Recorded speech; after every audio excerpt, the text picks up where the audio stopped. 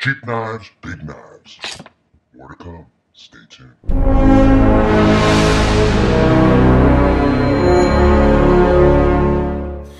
Well, folks, special treat for y'all. I've had a lot of requests for videos on affordable knives, and you know the knives that I usually review or look at are in the $100 range, and that can happen as your knife habit or addiction increases. You will move up to more and more expensive knives. That just, your curiosity is going to get the best of you. If you get a $50 knife, you're going to say, wow, this is so much better than my $20 knife. And the next thing you know is you have a $100 knife and a $150 knife. And in America and in the world in general, you usually do get what you pay for. But every once in a while, there's an entry-level knife that for your average user, and for basically anybody in all actuality, these are fantastic knives. And what we're looking at is the typical 7-inch butcher knife. And they refer to it as a 7-inch butcher knife, but they can be anywhere between 6 and 8 inches. But typically they're 7 inches. And you can find these anywhere and everywhere. Cold Steel makes them. Ontario Hickory makes them. All kinds of places. Now if you look below this video, you're going to see a thumbs up. Please, if you would, click that. And you'll also see a comment section. Make some comments because I know you guys have seen these. And I don't want you to go into your parents' kitchen and steal their knives and go out and bushcraft with them. Just make sure you're purchasing your own knives. But a lot of these kitchen knives are built to last, and they do a wonderful job as your typical bushcraft knife. Now, excuse me for 2 seconds here. Okay.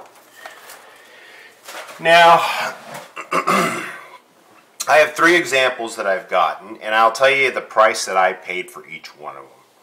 Okay? So right here, this one came in a little plastic box. It's from SR Tools, and it says carbon steel. Original price was $7.95. I picked it up for $3 at a second-hand store. I got this at a garage sale for $1. The blade says hammer forged, made in USA. I'll take a close look at that. Pretty cool. I don't know if the shadowing is killing you guys or what. Pretty cool stuff. And then the other one is a Red River, which was made by Cold Steel originally. And they got some... Most of them will be full tang. If you notice, this one is full tang. This is a really nice made knife. Now we could even compare it to some of my other knives, and a knife like this is very suitable for batoning, very suitable for any type of bushcraft needs. These are Hickory Handles. All right. You know, this same thing they make axe handles out of. They're made to take shock. They're made to last. Most of these are just all hickory wood. This one's probably close to 100 years old. The guy I bought this one from, and this is full tang also, the guy I bought this one from, he had this in his garage sale, and his grandpa used to clean deer with it. So he'd string them up. Now, a big complaint that a lot of people have is rust. Well, I don't find that it's really that big of an issue. This Cold Steel is obviously not high carbon because, I mean, I'm sure it has a lot of carbon in it, but it's got some stainless in there. This one that I picked up the other day ago, Frontier Forge Taiwan. It's made in Taiwan. It's not full tang, all right, but still, it's got some heft to it. And for $3, can you really beat that? I'd feel comfortable batoning with this. Maybe some smaller logs. I prefer the full tang. But we're going to use this as an example for you guys, and I'm going to show you how sharp you can get these. This we actually use in the kitchen, and you can see how nice of a patina it's got on it. It's really nice. It has someone's initials engraved on it. So obviously this was not used really in the kitchen. It was used for someone's deer knife. And the way I got that patina on, I always throw a little bit of olive oil on my knives, my kitchen knives, if they're high carbon steel. And this thing's been sitting in a drawer for a year and a half, and it has no rust on it at all. Highly seasoned. It's just like a skillet. Here's another one. Look at there. Look at there. So let's see if we can. Let's see what we got here. Let's scoot this over and we'll get our little Glock safety going. Let's kind of stick that like so. Okay. And to give you guys an example, they do have some nice chopping ability, and I don't want to chop my hand off in front of you guys. But I'm just tapping this lightly. Okay. But you can see that it has some really good cutting ability.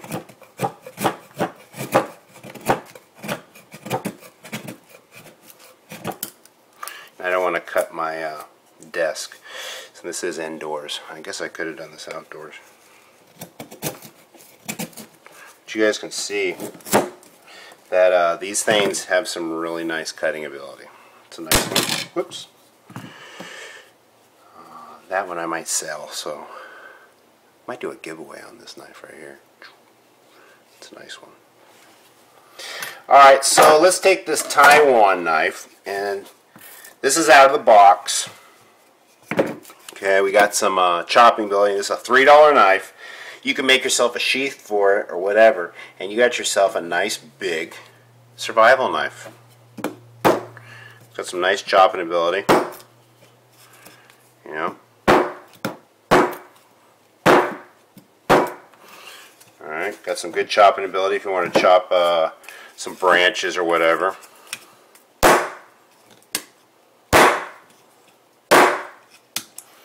I guess maybe it's not as good chopping ability as the older model. Let me see. See if I was doing that right. Okay, so this one needs some sharpening, right? Let's see about a little really not digging in there like it should, right? Okay, so what we're going to do is we're going to sharpen this.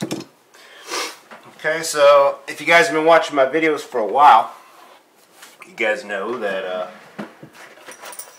I keep sharpening pretty straightforward.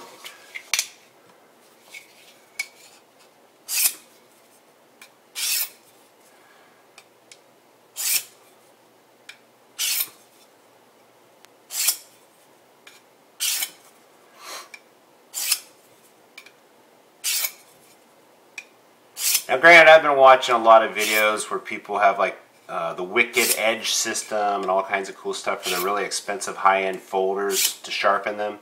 And I'm thinking about actually picking something like that up for myself. But I like to be very proficient with this stone. And the reason why is because I spend a lot of my time, out in the wild and hiking and stuff. And I do use my knives out there for a lot of stuff. I like to pack light. And I like to be able to sharpen now my axes and my knives with just a simple stone like this. And this is that same DMT stone that I originally reviewed, boy, like 2 years ago, 3 years ago. I've had this thing for 8 years. 8 years now. And you know me, I use it all the time. They're built for a lifetime. Wish I could work for the company. The company should give me a call. I could sell a whole bunch of these for them. This is an 8-year review on this DMT stone.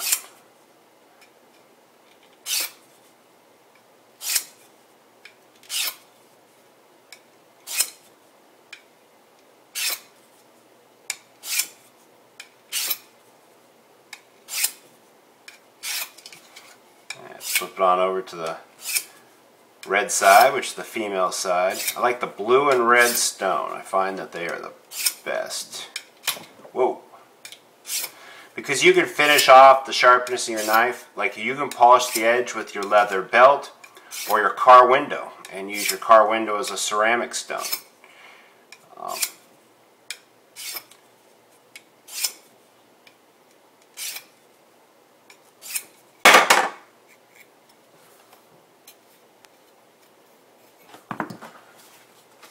See if I can see if she's getting sharp. And one of my favorite knives, knife sharpening tools also, is my ceramic case pocket tool. I like how it finishes off a knife.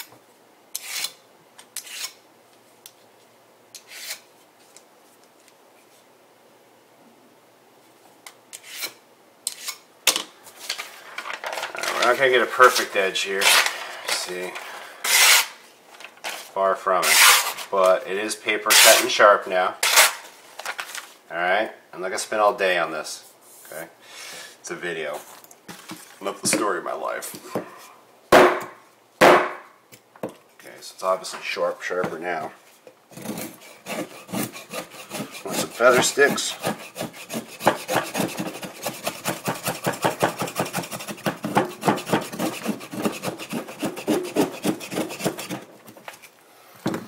Okay, so this knife right here, as you can see, is perfect for making feather sticks or whatever you need to do. Granted, I use this nice wood because I thought it would, I just had it laying around actually. I just finished building the closet in my house. But DMT stone, I got reviews on it already. Don't ask me a bunch of questions on it. Seems like everybody's more interested in that than my knives.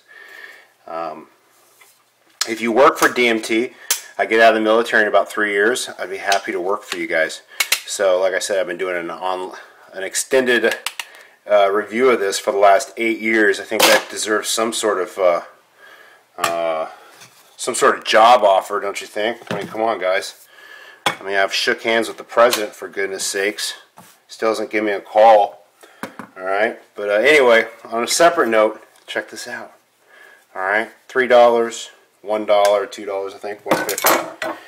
Alright, so these are cheap alternatives for survival knives. You will have to make a sheath for yourself. It's not very difficult. Get yourself a piece of leather. Not that big of an issue. They stay sharp, you know, and they do a wonderful job, and they're cheap, and they stay sharp.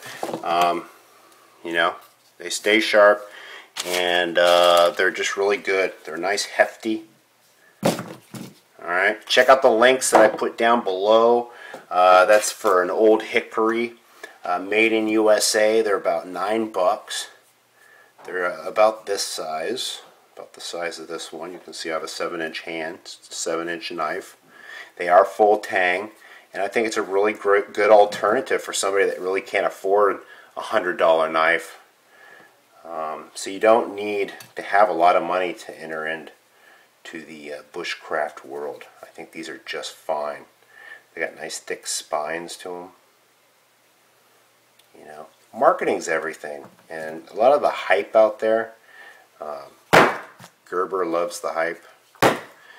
I might sell that one, but Gerber loves the hype, and they don't really hype these up, but they're good knives.